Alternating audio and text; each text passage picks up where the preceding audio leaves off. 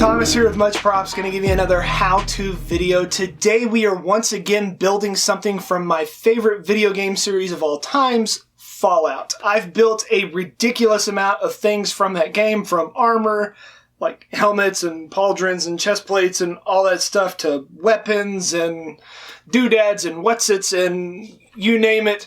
I really enjoy that series. I like that post-apocalyptic vibe that it gives, and I wanted to build something once again from it. I had intended for this build to be for my brother for Christmas, and I just kind of ran out of time, so when I got home from Christmas, I got to finish it up. Maybe he'll be lucky and get it for his birthday coming up in February, or it may get put on my wall here. I really love the way that it turned out. So today I'm going to show you how to build one of the most iconic things in Fallout New Vegas, which is the sign, the big neon sign that is in the front of the main strip there in Fallout New Vegas. And I'm going to make it. I'm going to use What the Foam for the base from Cosplay Apprentice because it's super sturdy. And then I'm just going to shove a bunch of lights and stuff in it to make it glow and hopefully make it look super cool. So today we are building the Fallout New Vegas sign. Let's get to building.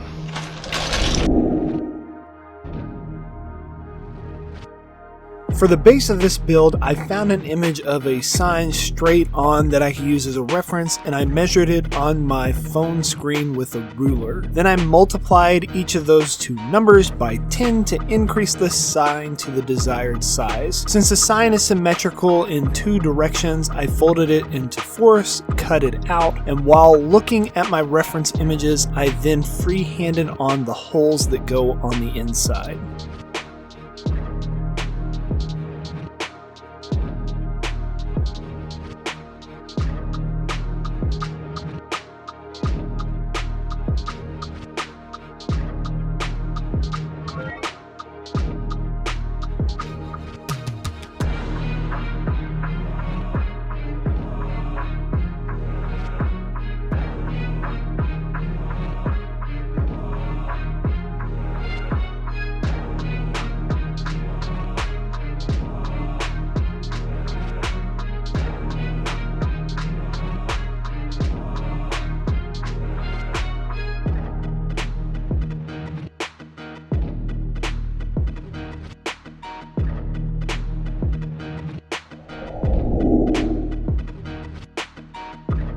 I ran out of my large roll of 6mm What the Foam, so I found these pieces of 4mm What the Foam to make the base with, squeegee on the contact cement with a scrap piece of EVA, and glue them together. This will make an 8mm super rigid piece of foam to carve out for the base of my sign. You could easily sub out other materials for this build since the surfaces are all flat and not curved. Cardboard, foam board, corrugated plastic, ABS sheets would all work. Go wild.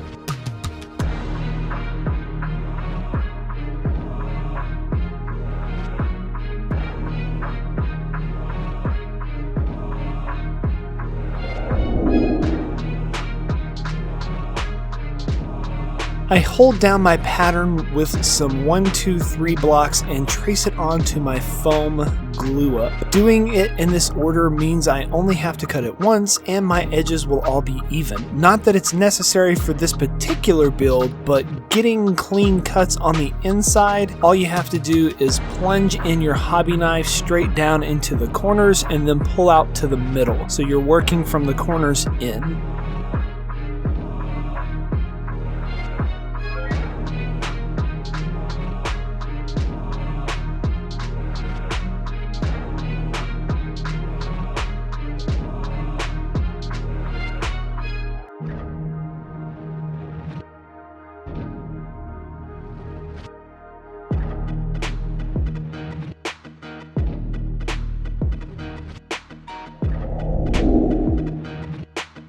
The circles that house the letters for my welcome sign were cut out using a circle cutter from Cos Tools. Nice, even circles. There's no way I can freehand these these nice edges. I ended up cutting 2 for each letter for a total of 14 circles. The circles have a diameter of 3.5 inches. I have some scrap foam under my cuts to protect the blade when it plunges through this 6mm.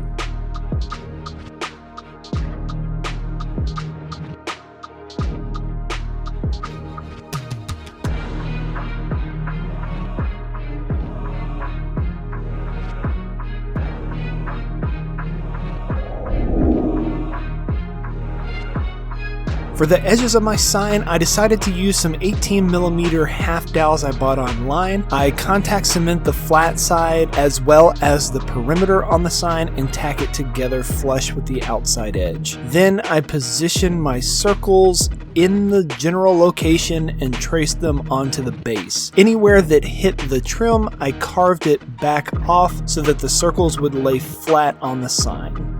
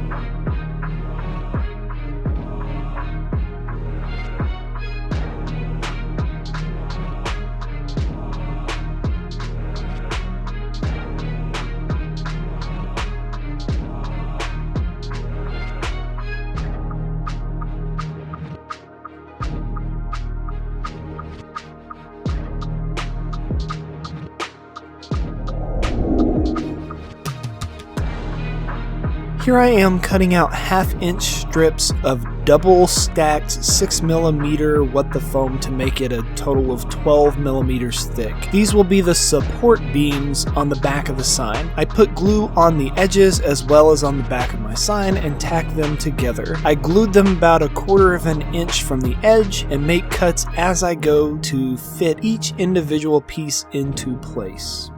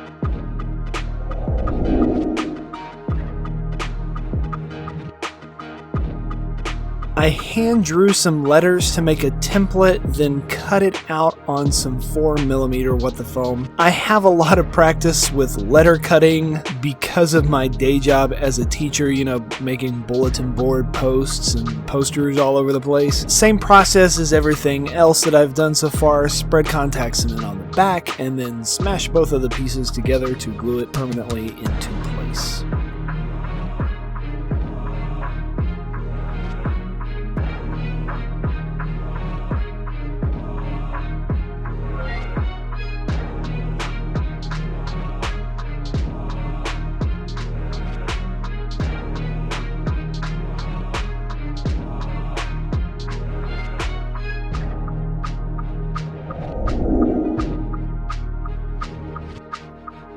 make my edges look rougher and less like a hobby knife cutting through them in a nice even pass, I put a stone bit on my Dremel and rough up the edges, adding random damage here and there just to mess it all up.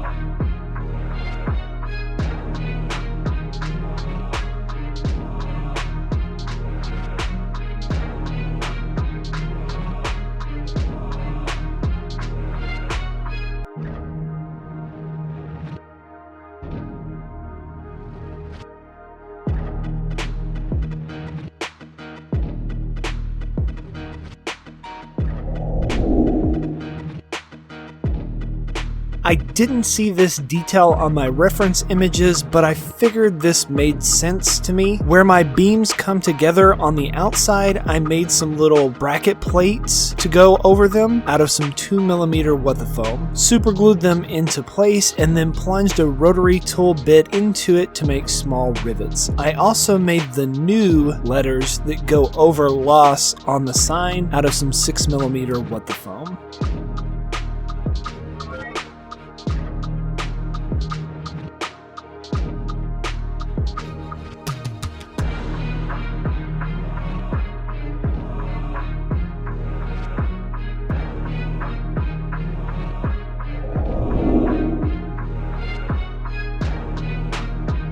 You know the routine by now, 2 coats of Plastidip.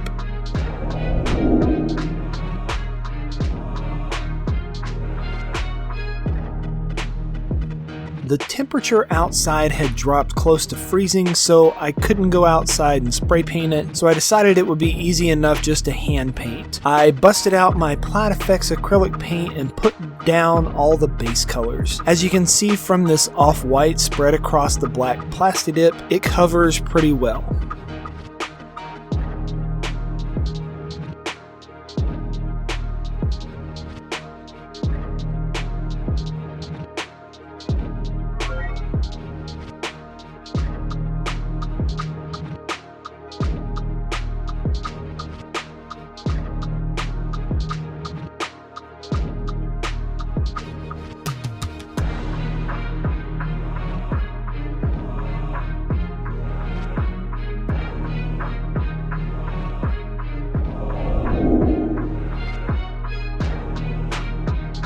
After 2 coats of each color, it was time to dirty it all up. With some black and brown paint and a watered down chip brush, I spread the paint all over my sign and wipe off a majority of it, just kind of getting it down into the cracks. Then I randomly dab on paint here and there, let it drip in places, and make several passes to get the dirtied layer that I want.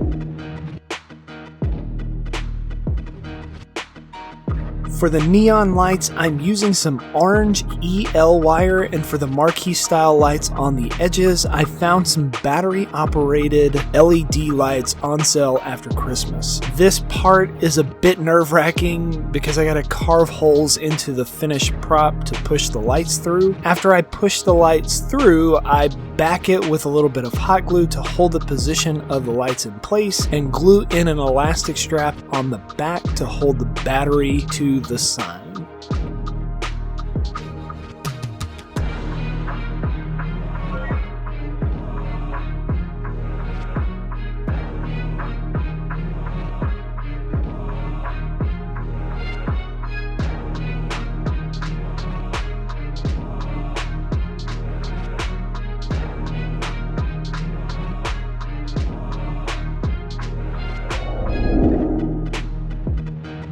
The new letters over the lost part of the sign are strapped on with some cables in the game. To mimic this, I twisted on some small eyelets to the letters and then strung some twisted cable that came from a picture frame hanging kit. I hit the metal with a little brown and black paint to kind of age it up and dirty it a bit. To attach it to the sign, I then drilled some holes on the back side of the sign and super glued them down into place.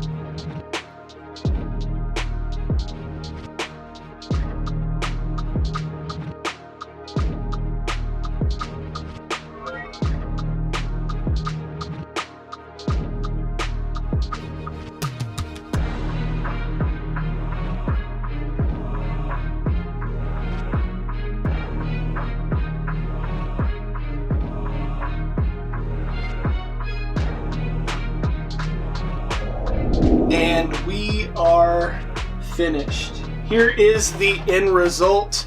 I'm super happy with the way this turned out. I definitely want to keep this now that I'm done with it, but it may eventually be a gift to somebody. Who knows?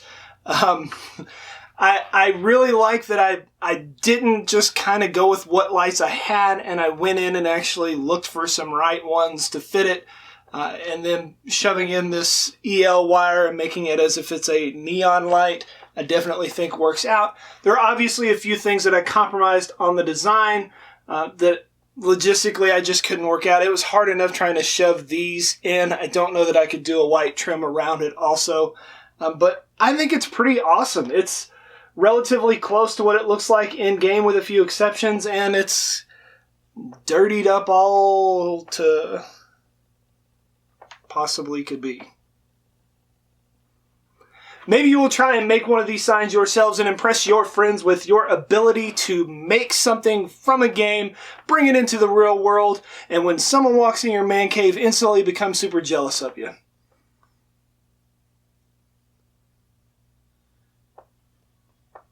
Oh well. Maybe you'll get some. Yay! And inevitably, they're going to ask you, how'd you make that? You can give them one of these. Tell them much props. And obviously it does light up. You can't really see it that good, so Alexa, turn studio lights off. Okay. Just turn this off right here. Oh yeah. Peace out!